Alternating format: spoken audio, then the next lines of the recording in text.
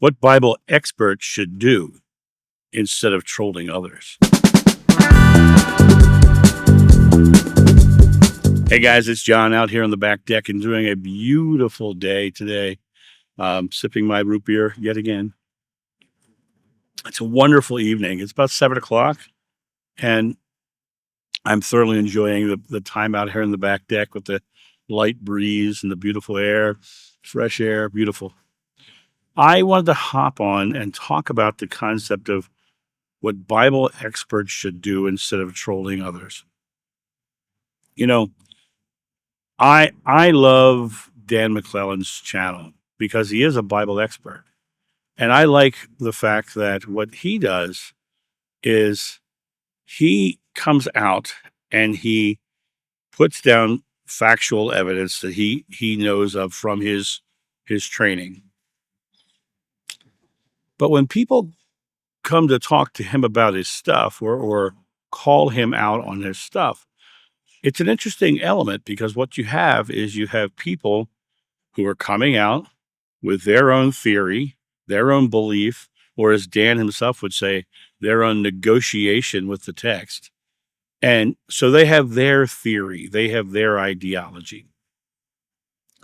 I recently had somebody who started saying I should not be saying this. I sound like an idiot because I call this Gnostic when it's not or whatever.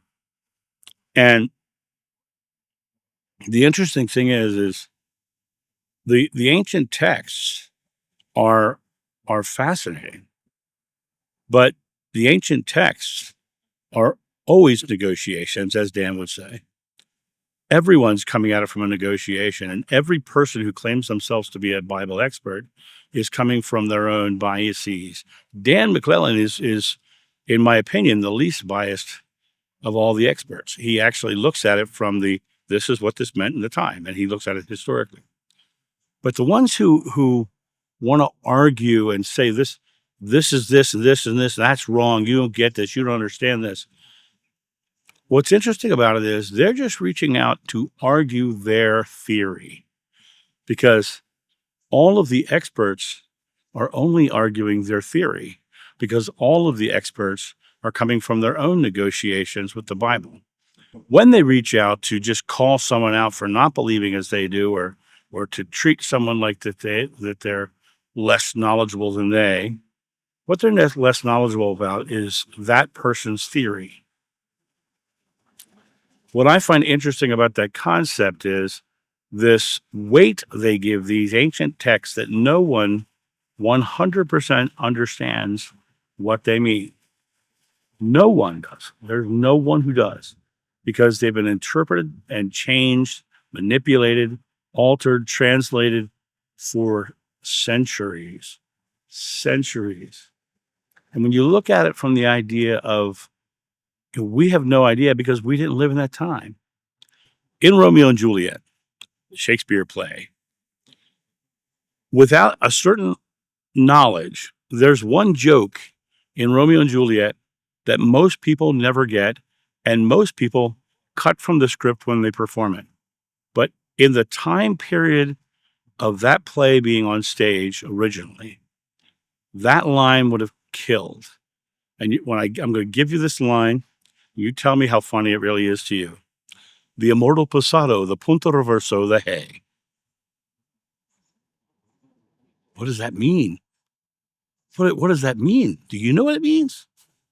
I know what it means because I'm a sword fighter and I understand what all those terminologies mean. And I can see from my comedic background that it's a 3-part joke making fun of Italian people. John, well, how's that to be? The Immortal Pado is a piece of fancy Italian footwork. That one foot passes the other. And back at the time, one of the biggest moves was the Passato Sotto, which was one foot passing the other and a hand going to the ground. So it looked to be this really fancy, elaborate piece of footwork. The punto reverso. Punto reverso means thrust from the left.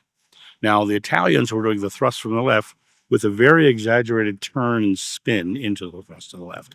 So you had this very fancy slipping piece of footwork that came around to the other side and made this really fancy position, this fancy footwork. The last thing Shakespeare says is the hay. The hay is an Elizabethan jumping dance. The joke is, you Italians are just dancing around. Now, why would that be? Why would that be the context of that joke? Because Shakespeare was friends with a guy named George Silver, who was an Elizabethan fight master, who wrote a book called The Paradox of the Defense, which Shakespeare himself used pieces and parts and plagiarized from, calling Tybalt the butcher of a silk button was a reference to what George Silver said about Rocco Benetti. And so this whole thing is he's plagiarizing pieces and parts of this book. That book was designed to mock Italians and anybody else who wasn't English in their sword fighting style. So in the time of Shakespeare, the Immortal Pado, the punto reverso, the hay, would have gotten a big laugh, right? Now imagine that's 500 years ago, 600 years ago, right? It's a long time ago. 2,000 years ago is longer. It's further away. And everyone's going in as an expert and they're saying, this is what this means. And you have to call it this because, and you have to do this because. What would be more effective for these experts to do is something that Dan does. And that's why I go back to Dan. I promote Dan's work because I really believe he is true to his word of being only from his scholarly work. And he gives you the actual sources so that you can go and look it up yourself. When all these experts are looking at the work, they're coming at it from, you have to believe this because it's what I believe. You have to believe this. They're dictating what you have to believe rather than just presenting evidence. And that's why, like I said, that's why I like Dan's work. He is presenting evidence. Whereas a lot of these other experts are just telling you what you're supposed to believe because of what they negotiated into the text of the Bible. And that negotiation is almost always from the religion that they were indoctrinated into from a young age.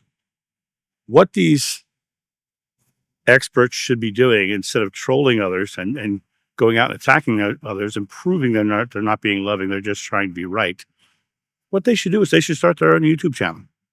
And they should say, this is what I have found. This is what I have found to come to believe. I'm not going to judge you for not believing as I do. I'm just sharing the evidence, just like Dan McClellan does. I think it's important that people just share their evidence, right? I don't claim to be a Bible scholar. I have my own interpretations of things. I have found beautiful sayings in all ancient texts, and I use them to give you my personal truth. At no time have I ever told you have to believe me. Right? That's what the Bible scholars that troll others do, is they are trying to force their truth on others. I've had two people who claim to be Bible scholars. One came at me and literally told me, you can't talk about the Nicene Council that way. You have no idea what you're talking about. Well, I've done a lot of research in the Nicene Council. I know what I believe. And I had somebody else coming at me about the Gnostic text. And they both were trying to tell me what I could and could not say or do or think. And it gets to the point of trolling. It gets to the point of them trying to dictate how others are supposed to think. And it would be much more effective of them to start their own channel and start sharing their evidence, their proof, because like I say, I don't claim to be a Bible scholar. I claim to be somebody who found a spiritual truth of my own. And all I do is share my spiritual truth of my own. I don't particularly get too invested when someone tells me I have to believe something. I don't have a religion. I don't have a spiritual path that I follow. I am simply being love, being spiritual in that regard, but it's not within the confines of a theory, a religion, a doctrine, or some sort of dogma or proven truth for that person. It comes down to If you've got a theory that you truly believe, share it as your theory. Because the big secret about everything is all of it's theory. All of it's theory, because no one can actually know the truth from 2,000 years ago. No one can know it. And the Old Testament's from older than that by far. No one can know what they actually truly 100% meant. And so to get angry and to chastise others for not taking your truth, no matter how scholarly you think you are, even what you're saying is theory. It's a theory. And you let many people say, well, it's not a theory. I read it in my textbooks. The textbook is a theory. It's the religion of scholarly work. So it comes down to you taking the time to realize it's impossible for anybody to know what they were thinking 2,000 years ago. And when you look at it from the perspective of, do you hear things that make you feel truth, then follow your truth. But if you're deciding you have a truth and somebody says something opposing to you, and you have to go at them to tell them how wrong they are, I would question your path, because that you trying to prove how wrong they are is not about their belief, it's about yours. And so when I look at it from the perspective of how do we make a more loving world, we do it by not trolling one another, by not saying we have to believe as they do. When somebody just said yesterday on one of my videos, this person left the New Age and went back to uh, being afraid of demons. I'm like, that doesn't sound like fun to me. Doesn't sound like my life in any way, shape, or form. I'm living joyfully, happily, and I don't believe in demons. I've never seen one. And so, to me, that's the point of this: is when someone's coming at you as a Bible expert and they're trying to dictate what you're supposed to believe, that's their demon, not mine. And they're the ones who are angry. They're the ones who are mad, and I'm the one who's loving, and I just let them have their way. But what they should do, really, if that is their belief, if that is their truth, if that is their theory, they should put it out and say, this is my theory. This is what I believe. And don't judge anybody for not believing as they do, especially when it comes to Bible stuff, because the majority of the world doesn't believe in the Bible. The majority of the world does not believe in the Bible. And that's a well-documented fact. So that's my thought on this. You guys have a great day, and I'll talk to you soon. See ya. Bye.